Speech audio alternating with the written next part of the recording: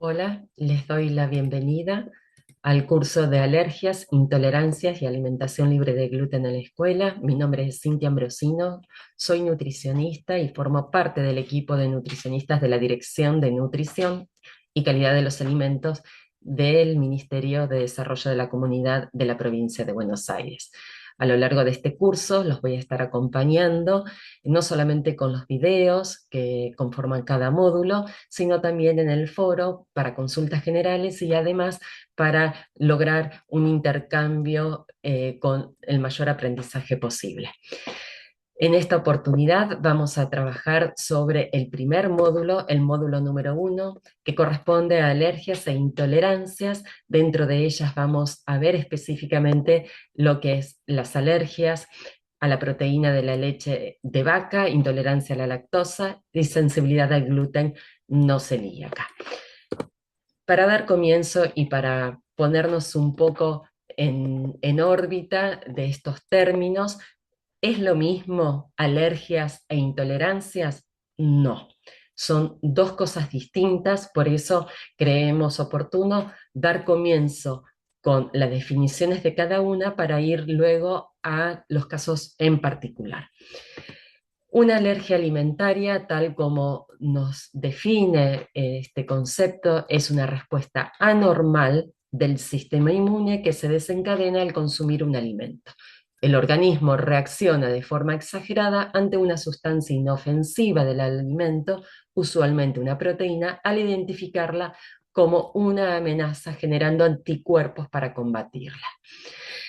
Nosotros tenemos el sistema inmune, que es el que nos defiende tanto de enfermedades como de sustancias que ingresan al cuerpo, generando una reacción para poder combatir, ¿no es cierto? Se generan anticuerpos y combaten a eso extraño, a eso que no conviene para el cuerpo. Eso es en general, ¿no? En el caso particular de lo que es una alergia alimentaria, justamente el cuerpo lo que hace es reaccionar y no reconocer una parte, una sustancia del alimento. En general es más común que sean las proteínas, ¿no es cierto? Pero puede existir otras sustancias, y lo que hace es generar, el cuerpo genera una respuesta inmunológica para poder combatir a esa proteína que está entrando al cuerpo, al organismo con ese alimento y genera una reacción alérgica. ¿Sí? Este sistema inmune, que es el que nos defiende, lo que hace es generar una reacción para defendernos de eso que decodifica como que es una amenaza, que es peligroso.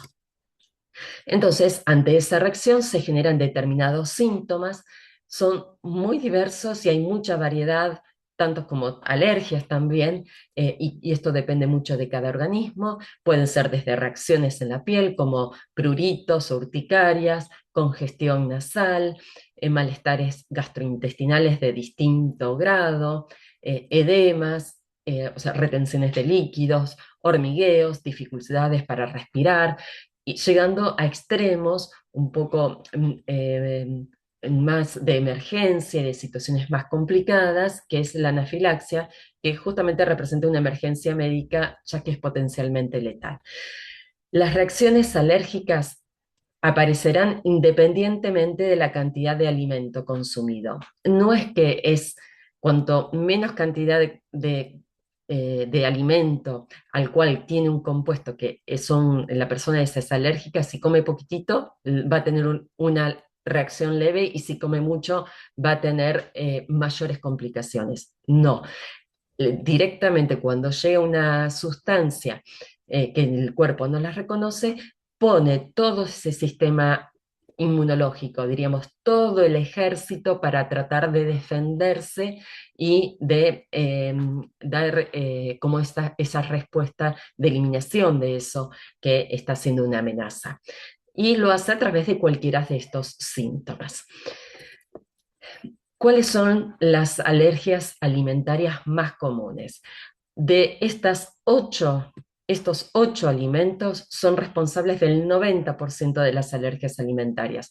O sea, claramente hay una mayor alergia de entre todos los alimentos a estos 8, que es la leche en primer lugar, los huevos, la soja, el trigo, el maní, los frutos secos, cualquiera de ellos, el pescado y los mariscos. Estos son los más comunes.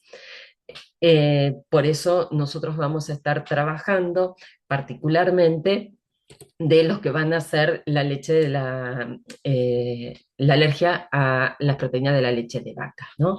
Pero ustedes van a escuchar de estos alimentos y sí, son los que se repiten con mayor frecuencia dentro de lo que son las alergias alimentarias.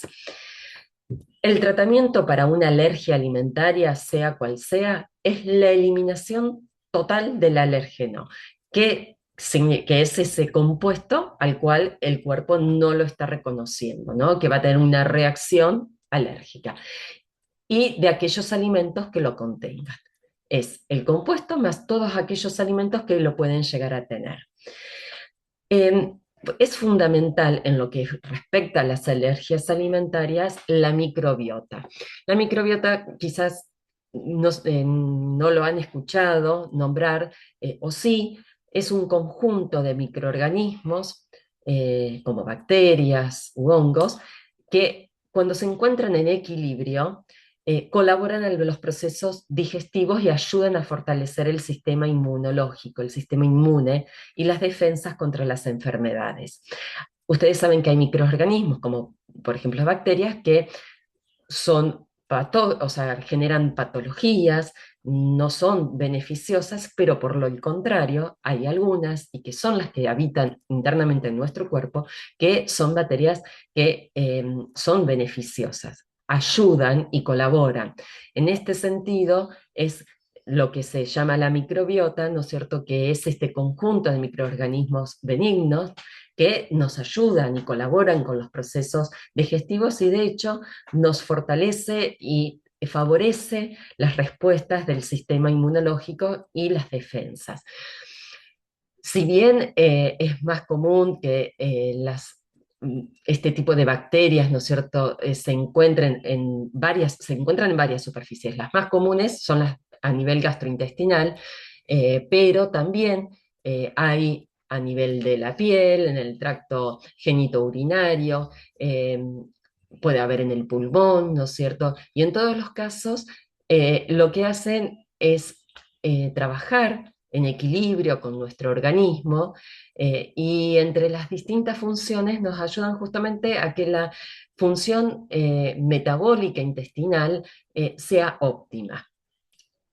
Sí, para que eso ocurra, tiene que esa microbiota estar en las mejores condiciones posibles, ¿no es cierto? Que sea diversa, que sea equilibrada, que significa que sea rica, que sea abundante, y el sistema inmune tenderá, perdón, a ser más tolerante a las sustancias inofensivas. O sea que cuando tenemos esa microbiota en mejores condiciones, eh, lo que va a pasar es que nuestro sistema inmunológico va a funcionar mejor y va a tolerar mucho mejor a las sustancias que no son ofensivas, que no nos hacen mal, como por ejemplo las proteínas, ¿no? Si está alterada, lo que ocurre es que el sistema inmune puede reaccionar de manera exagerada a esos estímulos normales, ¿no? Y hay muchos factores que hacen que esa microbiota, cómo se encuentran, desde el nacimiento, desde el momento del nacimiento, si fue cesárea o si fue por parto natural, la microbiota es distinta. Si fue un bebé alimentado con fórmulas lácteas o recibió la lactancia humana, es totalmente distinta. Recordemos que la leche humana, la lactancia humana, es una fuente pero inagotable de microorganismos beneficiosos, ¿no? Entonces, al dar comienzo de la vida con la lactancia humana, entre tantos beneficios, lo que genera es en ese bebé, en ese nuevo eh, transcurrir por la vida, es afrontar con una microbiota diversa y equilibrada. con lo cual tienen mayores probabilidades de que ese sistema inmunológico funcione mejor. Por eso siempre se reivindica y se trata de que la lactancia humana, la leche materna, se pueda sostener en forma exclusiva hasta los 6 meses y en continuada, ¿no es cierto?, complementando a la alimentación hasta los 2 años. Por otro lado, tenemos lo que son las intolerancias alimentarias, que es una reacción del organismo generada por la incapacidad de digerir adecuadamente ciertos alimentos o algunos de sus componentes. Ya no es que el sistema no lo reconoce a esa sustancia, sino que por alguna razón no se está pudiendo ese metabolismo, ese cuerpo no lo puede digerir como corresponde. Eh, entonces, los síntomas generalmente ahí aparecen, son más los gastrointestinales, y acá sí depende de la cantidad de alimento que se consuma, no como las alergias, ¿no?, que dijimos recién. ¿Por qué? Porque si justamente el problema que tiene una persona, esta intolerancia, es al digerir un componente, va a ser distinto si está tratando de digerir un poquito o si está tratando de digerir mucho, ¿no? Esos síntomas gastrointestinales van a ser distintos, ¿no? Y van a depender de la cantidad de esa sustancia, ese componente o ese alimento que consuma. Las intolerancias más comunes es a la lactosa, a la fructosa y al sorbitol, pero especialmente a la lactosa. Y el tratamiento implica evitar o inclusive reducir el consumo del alimento o esa sustancia involucrada que no se está pudiendo digerir. Entonces, tenemos ante estas reacciones adversas, hay dos mecanismos distintos, que es cuando hay mecanismos inmunológicos de por medio o cuando no está mediada por mecanismos inmunológicos, y es donde ahí se marcan las dos grandes diferencias, donde cuando no está mediada por mecanismos inmunológicos estamos hablando de intolerancias, porque es un problema que tenemos para digerir algunas sustancias, pero cuando está mediada por mecanismos inmunológicos, o sea, hay una reacción del sistema inmunológico a eso que se consume, estamos hablando de alergias, inclusive en el módulo 2 y módulo 3 vamos a hablar de lo que es la enfermedad celíaca. ¿Sí? Esas serían las dos grandes diferencias dentro de lo que es alergia y lo que es intolerancia. Estaríamos en condiciones entonces de poder empezar a trabajar sobre la alergia a la proteína de la leche de vaca, donde es una respuesta inmunomediada porque se encuentra el sistema inmunológico de por medio ante exposiciones a la proteína de la leche. Acá estamos justamente ante una clásica alergia alimentaria a una proteína y un alimento muy comúnmente usado y utilizado, ¿no?, y consumido. Los síntomas pueden ser leves, como prurito oral, picazón en la boca, o graves como la anafilaxia, que es la reacción exagerada del organismo, que es rápida y potencialmente mortal. Son síntomas muy, como verán, muy leves hasta muy graves. Y eso depende mucho de la persona, del organismo. El tratamiento para la alergia a la proteína de la leche de vaca es evitar la proteína de la leche y sus derivados. No solamente de la leche, como indica el nombre, sino todo lo que se haga con la leche, porque puede contener, y en general contienen, proteína. Entonces, la dieta libre de proteína de leche de vaca debe ser estricta. ¿Sí? Estricta es, no tiene que haber nada, no un poquitito, porque ya dijimos que las alergias no dependen de la cantidad, ¿sí? Entonces, con apenas que pueda haber un poquitito, podemos generar complicaciones muy graves. Entonces debe ser estricta y se debe tener especial cuidado con aquellos productos que puedan tener estas proteínas como ingredientes ocultos, porque claramente es muy fácil reconocer que la proteína de la leche de vaca está en la leche, pero atención, porque puede pasar de que se encuentre en otros alimentos que no es específicamente la leche de vaca.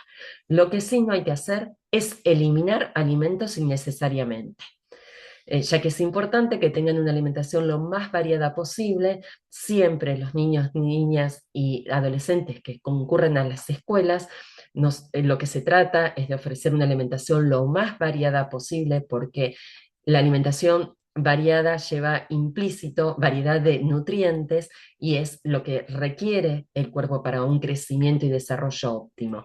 Entonces, si bien hay que ser estricto con la eliminación de algunos alimentos, no es necesario eliminar por las dudas, porque podemos generar carencias importantes. Siempre es importante también que esté acompañado de un profesional idóneo en lo que respecta a las indicaciones, ¿no es cierto?, de la alimentación de esa persona. Los alimentos que hay que evitar, como decíamos, no solamente la leche, que hay que evitar cuando ya está indicada, o sea, está el diagnóstico y indica una dieta de exclusión, se debe eliminar todo tipo de leche, sea fluida, en polvo, cualquiera de sus versiones enteras, descremada, parcialmente descremada, sin lactosa, cualquier leche, porque todas ellas tienen la proteína a la cual el cuerpo reacciona con la alergia. La leche condensada, todos los yogures, cualquiera de sus versiones, también enteros, parcialmente descremados, descremado, cualquiera de ellos, naturales, saborizados, todos tipos de quesos, todos se hacen a base de leche, entonces desde los untables hasta los más maduros, quesos de rallar, la ricota, la manteca, la crema, los helados, el dulce de leche, ¿sí? Estos alimentos no deben formar parte de la alimentación de un niño, una niña, adolescente, de ninguna persona que tenga el diagnóstico de alergia a la proteína de la leche de vaca.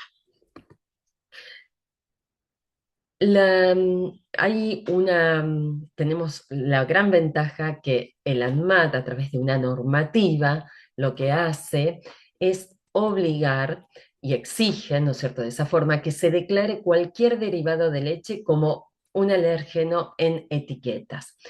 ¿Y dónde se encuentra esto? Si ustedes ven, o sea, lo que miran y aprenden a leer lo que son las etiquetas, es algo que lo vamos a hacer a lo largo de los distintos módulos. Es un buen hábito mirar lo que es los paquetes de los productos, porque hay mucha información que es obligatoria y está pensada para dar esa información justamente a los consumidores, información de distinto tipo.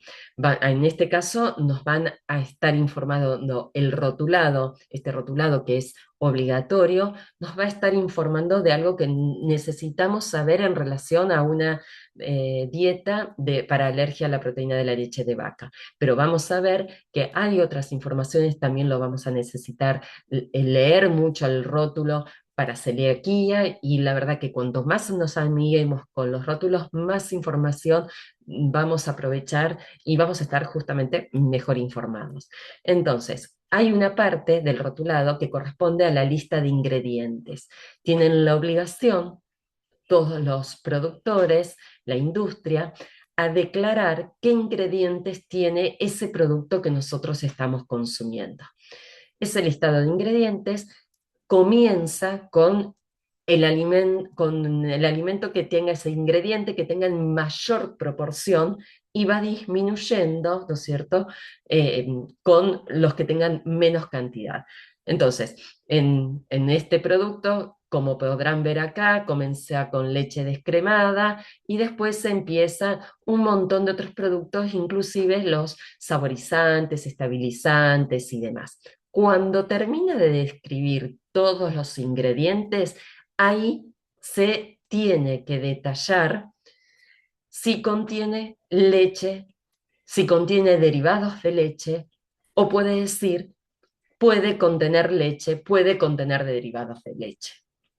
Es obligación que se declare si ese producto tiene o no leche, justamente para advertir a las personas que deben consumir libres de proteínas de leche de vaca por la alergia.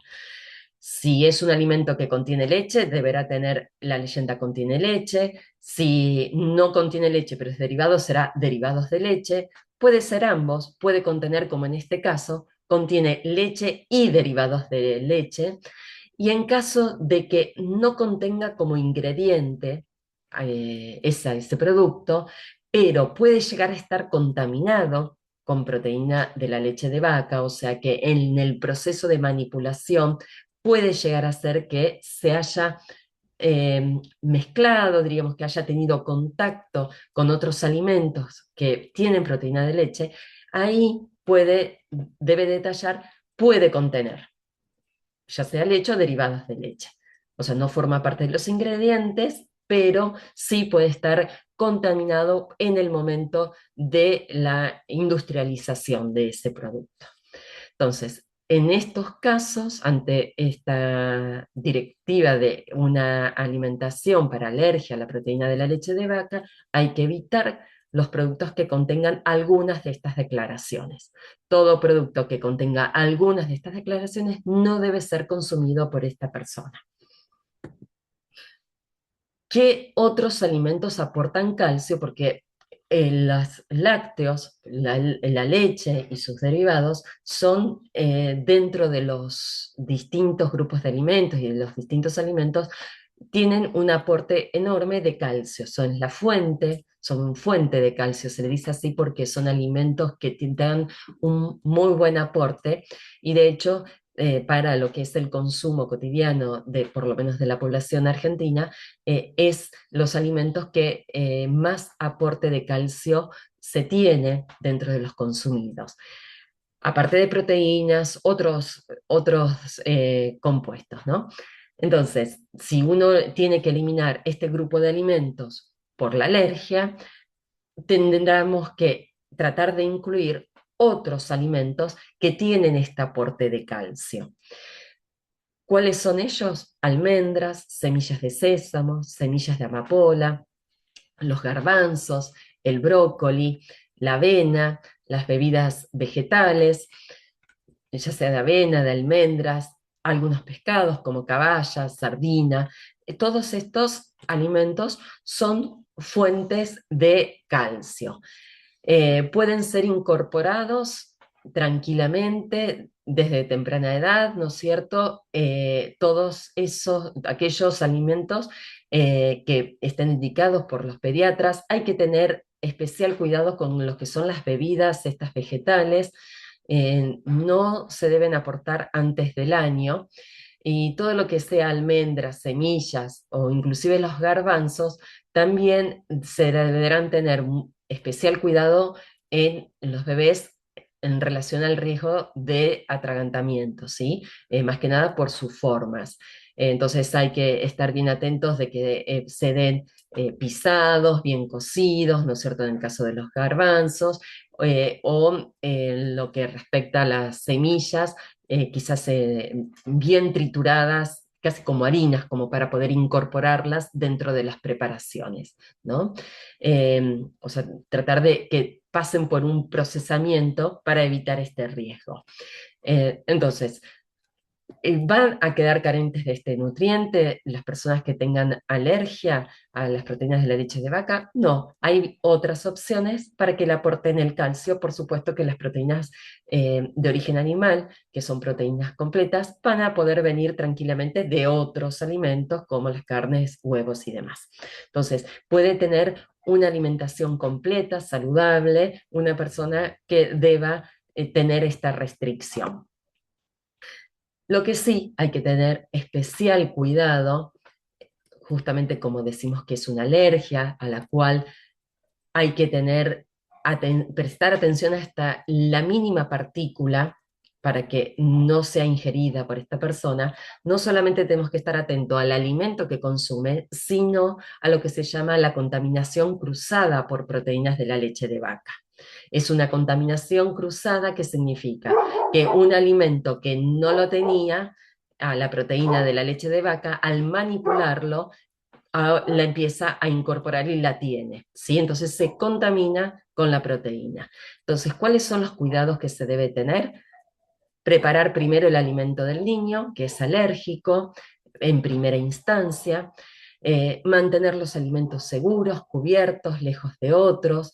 Es importante que los alimentos estén siempre no solamente cerrados, sino cubiertos para que minimizar todo tipo de riesgo de contaminación.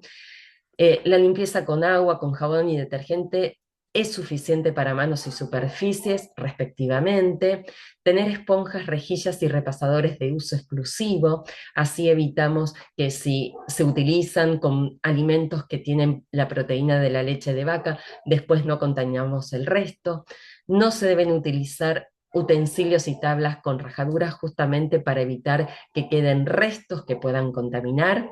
Y es importante tanto en la heladera, en las alacenas, en los distintos lugares de almacenamiento, tener un sector, ¿no es cierto?, identificado para esa dieta libre de la proteína de la leche de vaca, identificando los estantes o poniéndolo en frascos e identificándolos. Inclusive lo que dijimos antes de los utensilios, ¿no es cierto?, que son de forma exclusiva, tratar de que tengan distinto color y que sean rotulados o marcados con con una identificación de este tipo de dieta. También lo que hay que tratar de hacer es evitar los alimentos a granel, los alimentos sueltos, porque no vamos a tener posibilidades de leer la lista de ingredientes, con lo cual no vamos a tener la declaración de los alérgenos. Esto es fundamental, entonces en este caso siempre los paquetes tienen que estar cerrados y envasados en el lugar de origen, o sea, en la industria, en ese lugar donde sean producidos. No compartir mates, bebidas, vasos cubiertos con la persona alérgica por posibles restos que queden de alérgenos en la boca, por eso siempre decimos que es importante que sean exclusivos, brindar espacios seguros para el niño. Lo importante, es muy importante adecuar el menú general a sus necesidades específicas porque lo peor que le puede pasar a un niño es comer distinto que el resto, ¿no es cierto? Entonces, lo importante es que sean las comidas lo más parecidas posible, para que sea lo más inclusivo posible y así poder evitar la discriminación en el momento de la comida. Entonces, adecuar ese menú general a esa dieta lo más parecido posible es fundamental. En cuanto a la intolerancia a la lactosa, eh, ¿cómo la podemos definir? Es la dificultad del intestino para digerir la lactosa, que es un compuesto de la leche, y descomponerla. Cuando se digiere, se descompone en dos componentes básicos, glucosa y galactosa.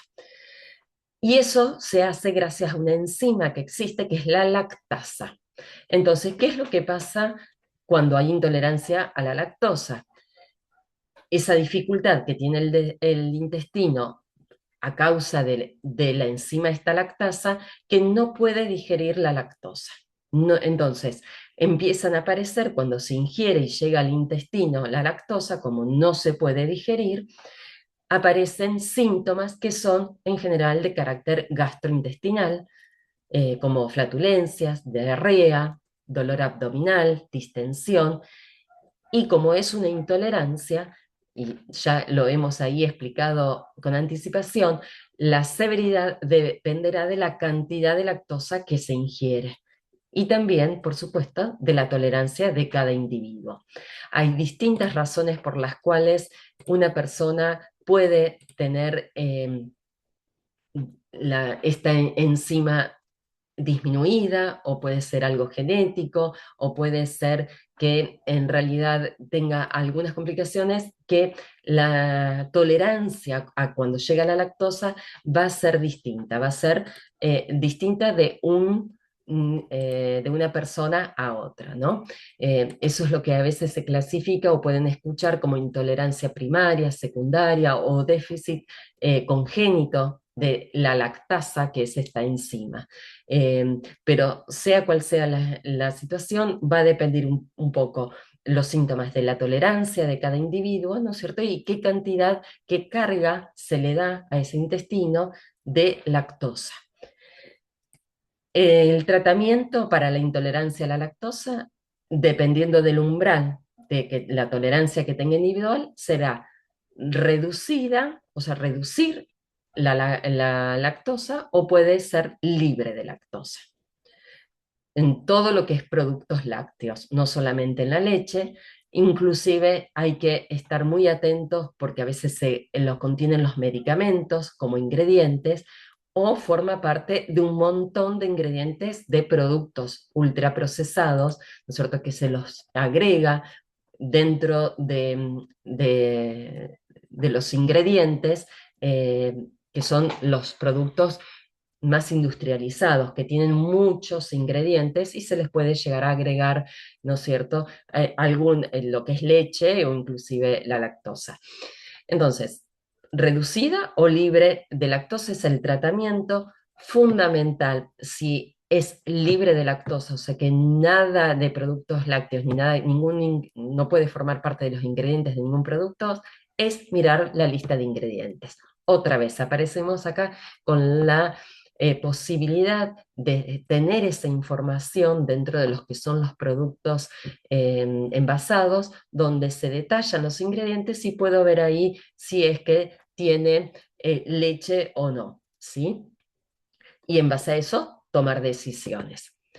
Por otro lado, tenemos otra situación que es la sensibilidad al gluten no celíaca.